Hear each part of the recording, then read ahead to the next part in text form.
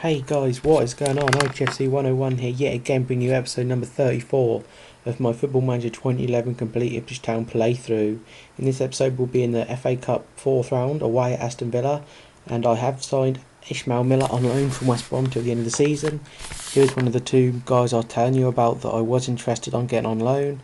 I managed to get Ishmael Miller. I failed to get Danny Collins on loan from Stoke. He decided to go to Reading instead, so that was a bit disappointing, but I do have plenty of centre-backs I feel to cover, even though our defence recently hasn't been as good as I would like. So yeah, we're at Villa Park in this episode against Premier League Aston Villa, of course, so I'm really not expecting anything from this game, just hoping for the good experience of the players and hopefully not to lose too badly. Of course, if we do lose too badly, that will be negative impact on the morale of the team, which isn't at the best already.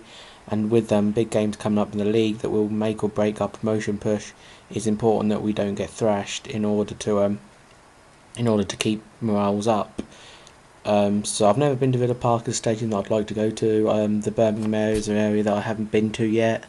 So maybe this season I'll go to the Birmingham match. That's been postponed recently because of their UEFA Cup. So hopefully I'll go to St Andrews, as that's an area to the country that I haven't been. There's only like a couple that I haven't. It's like Lancashire I haven't been to yet, but I will be going to this month, September. The Blackpool, I've already got the tickets and everything.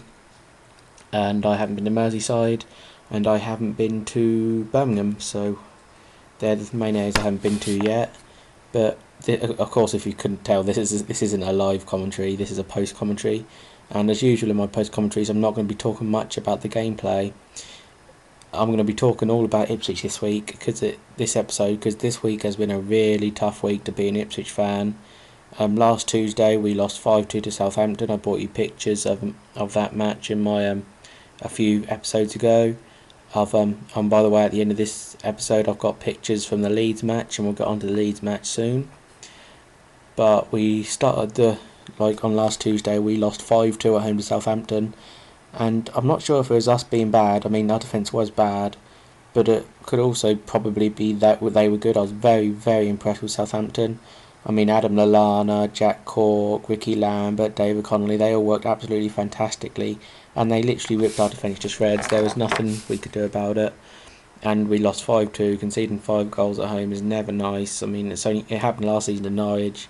But apart from that, it hasn't really happened over the last few years. I think the last one was West Brom in like 06 or something. But we lost 5-2, and our defence was getting a lot of stick back then. I mean, we beat Bristol City on the opening day, but now including the League Cup, that was 3 defeats on the trot, including 2 home defeats, all 3 at home actually. It was Northampton in the League Cup, Hull at home, and now Southampton at home. But then it came to Peterborough onto the Saturday, one of our shortest trips of the season, and we don't really have a good record at Peterborough. I don't think we've won there since the 70s, but of course we were hoping they're trying to get a result because of course Peterborough isn't the biggest side in the world, having recently been promoted from League One. And we had a good start. I mean, Keith Andrews scored a brilliant goal. He's one of I don't think I've mentioned we signed him in any of my videos, I don't know.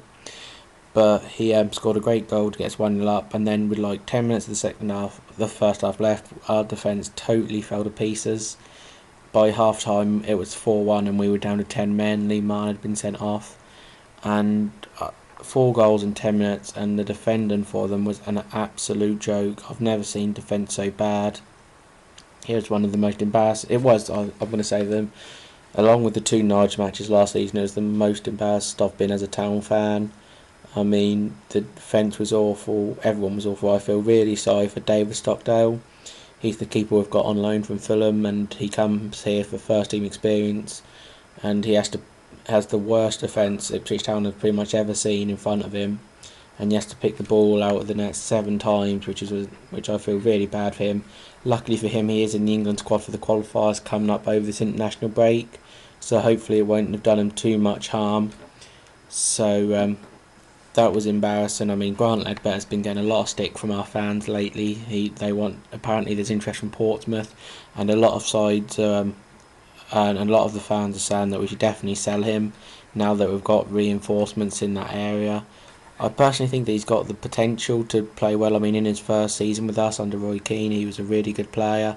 He's a really integral part of our central midfield. but now he seems to have fallen off the pace. He's actually our captain at the minute. Everyone was surprised when Paul Jewell gave him the captaincy. We were all expecting it to go to either Lee Bowyer or someone like that, or Mark Kennedy. But he gave to Ledbetter, so I'm not sure if he's willing to sell. We've bought in some new players. I mean, that 7-1 defeat to Peterborough, that forced people. 7-1 with 9 men, by the way. If you didn't know, we had 2 players sent off, and for 45 minutes we were playing with 9 men, and we only managed, so we kept it down to 7-1. So that kind of pushed Joel into getting new players in, and over the week to the next Saturday we signed 3 players. First of all, we re-signed Dale Murphy on loan from Celtic. We had him a couple of years ago under Roy Keane.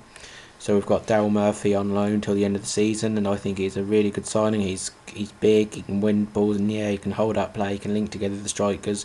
He's the kind of player we've been looking for a while now, I think, and I think he's a definite key cog into our team for this season, especially with Michael Chopra, who's been struggling to get service.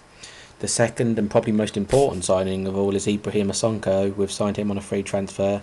He's a big centre half who was a real fans' favourite at Reading when they got promoted into the Premiership. He was released by Stoke in the summer, and our defence was crying out for someone like him.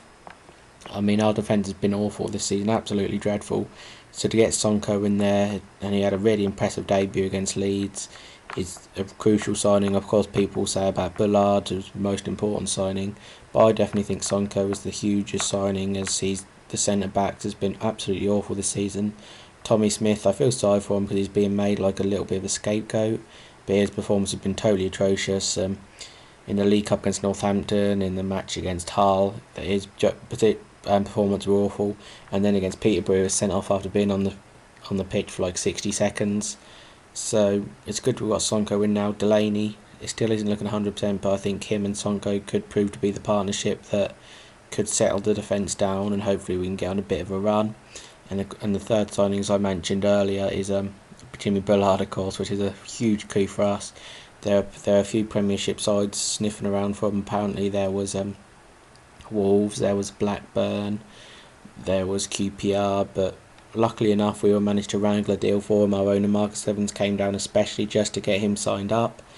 So he's really unfit at the minute because of course he was suspended by Hull, and he hasn't done any pre-season training really. His last match was actually for Ipswich against Preston at the end of last season. So he's once fully fit, he's going to be an absolute class player for us, and our midfield could be lining up to be one of the best in the division, with people like Lee Martin and J. Emmanuel Thomas on the wings, maybe with Dale Murphy on the left now and then. And in the central midfield we've got Keith Andrews, Jimmy Bullard, Grant Ledbetter, and Mark Kennedy as a holding midfielder. So I definitely think that's got the potential to be one of the best midfields in the division. I think of course West Ham's got the best midfield in the division with Parker, Noble, Collison, Nolan, Matty Taylor. People like that will go. Parker looks like he might be going for Tottenham with the transfer deadline day tomorrow. I'm recording this on Monday night 2 AM, so technically it's Tuesday now, so the deadline ends tomorrow. Hopefully Ipswich can sign a few more people, hopefully another centre back, a right back, because I'm still not convinced that Carlos Edwards is the right back that we need. Well, he's not really a right back at all, so hopefully we'll be able to get a couple more players in. We've signed 11 players this summer, so I've been really busy. I mean, we did sign 8 and then lost 7-1, so we really did need to kickstart and get 3 more in, and that moves me on to the game against Leeds. The first half, Leeds absolutely dominated us. They were 1-0 up at half time, but they should have been 3 or 4-0 up. And then 5 minutes after half time or something like that, J. Emmanuel Thomas, would have been absolutely awful in the first half, managed to get a penalty against not a penalty, sorry, my mind gone totally blank there. He managed to, on a break from a corner, get in front of their defender, A.D. White, I think his name is, and he brought him down and got sent off. That was the huge turning point in this match. Some people are saying it's harsh, some people are saying that Emmanuel Thomas fouled the defender first, but White was sent off, and that was the real turning point on this match. Jason Scotland come on, and he scored an absolute brilliant goal to make it 1-1, and he set up Keith Andrews' lucky goal in the 90th minute, got a huge deflection past Lonergan, but when you're down on your luck and down on your fortunes, you need something like that to try and help you pick it up. And we were more than happy to pick up the 2-1 win against Leeds, who we actually have a good record against. I don't think we've lost against them for a while. I know we won last season. We got 4 points off them last season, so it was a good win. It's something to build on. I mean, we're not getting carried away. We've got a really tough match after the international break.